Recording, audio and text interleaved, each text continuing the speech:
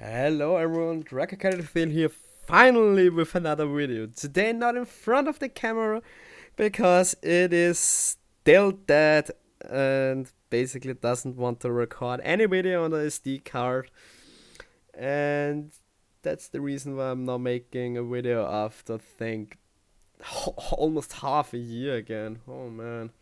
But anyway, the camera is still dead. Sony refuses to repair it because they said I messed with the camera and they don't take any credibility whatsoever to fix it because apparently I should have messed with the SD card slot, which I never did, and I also should change something. The only thing you could say that it changed was there's a small pin under the battery cover, and when you originally when I got it and put in the second battery, because you can have actually two batteries in your main battery and your reserve battery, and when you did actually put in the reserve battery, the pin didn't put on enough pressure on the battery cover, so every time you handled the camera it just popped open and the battery fell out. So that's obviously something which should not happen, and also which pretty much renders it unusable unless you put some tape on it. But anyway, that's the reason why you didn't see any videos in the last months, but I actually have quite a bit prepared by now. But the only thing is I just can't record it. Either I'm buying a new one or they actually take it and repair it, because it is not my fault that the piece of shit thing doesn't want to record on the SD card. So anyway, today's video is not about talking about the fucking camera. It's about how to go from a 3D model, like you can see here, oh nice helmet, to an assembled wearable item. And that's just made from paper, ink, and super glue. So stick on with it, because I'm going to show you exactly the steps involved to it. And also, that video takes quite a bit of time. I actually recorded it like 3 times now. So anyway, enough with the rambling, let's dig straight in. So you need, first off, obviously, your 3D model you want to build. And getting them, there are countless ways. Either you extract it from the game or model it yourself, if you're keen enough to do it. I certainly not. I'm too dumb for it. I can't do it. I can just do basic 3D model editing and that's it. I can't do anything from scratch right now. But that's a whole other topic. So anyway, when you have your 3D model, you need a software called Pepakura Designer. There are probably other options out there, but I don't know them, and for this particular type of work, everyone uses Pepakura Designer. It is not free, it does cost something, but it is not that expensive. I think it is 50 or 60 bucks. Can't remember for sure. I had that software for like 2.5 years, 2 years, 1 year. Can't remember for sure. Quite a long time, obviously. Yeah, over 2 years actually. Yeah, 2 years. So, anyway, you need, like I said, Pepakura Designer 4. Then you go and just open your file. So open your 3D model, import it, and when you import it, you have some text you can go through. I just skip through it every time because you actually don't need that thing.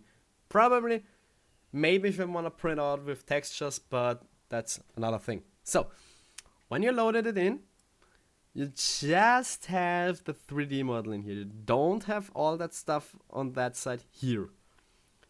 Then, the first thing you want to do is to scale the model to fit you. So, to do that, you click the button up there. In my case, it does actually say undo unfold, but when you unfold it, you get something like this. Not that you get it exactly like this, even with your model, because I actually did unfold it myself, and it took me like, I think bit over 1.5 hours. When you're when you actually do go into the software, it doesn't take that much time to get actually into it and get the flow of it. It first takes some time, sure, but you get faster with time, like with everything.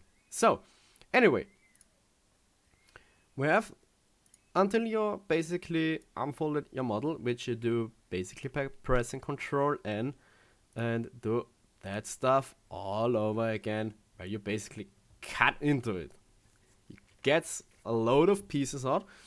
Then you want to basically put it onto your paper, which is this area right here. That's actually your printable area, because there are two options. I'm going through one option now and then through the other, which is another complete another video. So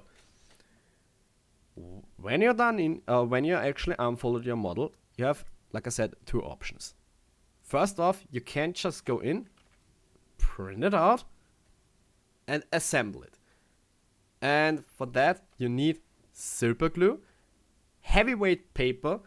For Europe, we go with grams per square meter. Yeah, grams per square meter. I don't know what you Americans do or how Imperial goes, but there are plenty of calculators and converters on them where you can basically convert one to another paper thickness, weight, or whatever. So, in my case, I'm actually using 180 grams per square meter paper. You want to get thick paper. 200 grams would probably be even better, if not even 250. But it depends on your printer, so you need to check out your printer how thick the paper can be that it can actually print it out. So there are quite some limitations in it. But my printer can go up to 220 grams per square meter, which is actually almost cardstock. It is cardstock by that, which is actually really awesome to work with. But anyway, you need thick paper, and also, if you want to save yourself some time, get the biggest paper size or the biggest printer you can get. I'm not saying you need like an A1 size printer. I highly recommend you skip A4 or letter size and go up to the next size. In Europe, it is A3, which is double that size of A4. And the thing is, if you want to assemble weapons, for example, you really want to have that nice large page to put loads of pieces on, and also to put some loads of large pieces on. I'm actually building right now a weapon made from paper, foam, epoxy resin, and whatnot. And I was so glad that it did go after 1.5 years, or even after a year, for an A3 printer. It just saves you loads of time. And it also makes you assemble bigger and bigger stuff, which is really nice. So, anyway, like I said, you can go and print it out. And there are actually a couple of things I need to mention. As you can see, you have quite a bit of lines and quite a bit of numbers. What do they mean? So, they mean actual one thing. As you can see, you have 207 there, 207 there, 205 there, 205 there. Those pieces actually go right together. So, you have always a flap like this, which is that piece there, and you have an edge, and you need to glue basically those pieces together. So those are, like I said, the flaps. That's the outline of your piece, and those are the fold lines. There are two types. There is actually a mountain fold, which if you would go in and have a paper, it would dome up, so basically form almost like a mountain shape, so to speak of. And you have a valley fold, which is in the standard configuration, that line, dot, line, dot, line, dot, line, not that completely lined thing here. So, the valley fold actually goes down, is just basically the mountain fold just inverted. So you basically, when you would put your hands in, you would basically, yeah, it is just that. It's bad to basically explain, or at least I'm too dumb to explain it. So, anyway, you put those two pieces together, you score those lines, like you can see here, you score those lines, and you cut those lines, those thick black ones. Then you basically put them together, number for number, until you have basically a finished piece, which looks like this. That's actually the finished visor of that helmet here. And also, please ignore that thing there. I actually did make quite a rookie mistake with unfolding and made my life so much more painful than it needs to be. So there's actually quite a bit of finesse in there to get unfolding right, to basically make it easy. But that's something which I can't really show you.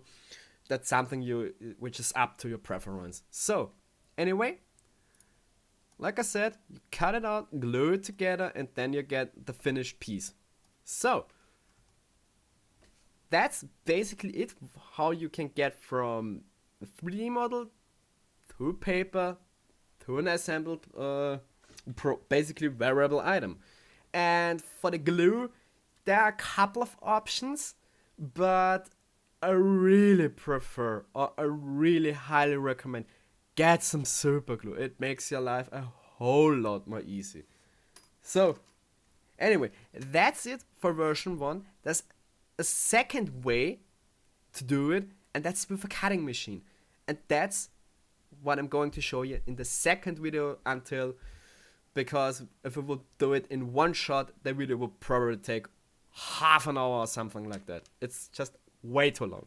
So anyway, when you want to see it, how you cut it, not by hand, but let a machine do it, then you click up in the upper corner where the info mark is right now, and click that link, and you get basically to the other video where I'm going to show you what you else need. But anyway, that's it for now. Hope you enjoyed it. If you have any questions left, ask them. I always love to answer your questions. So anyway, that's it for now. Hope you enjoyed it, and see you next time.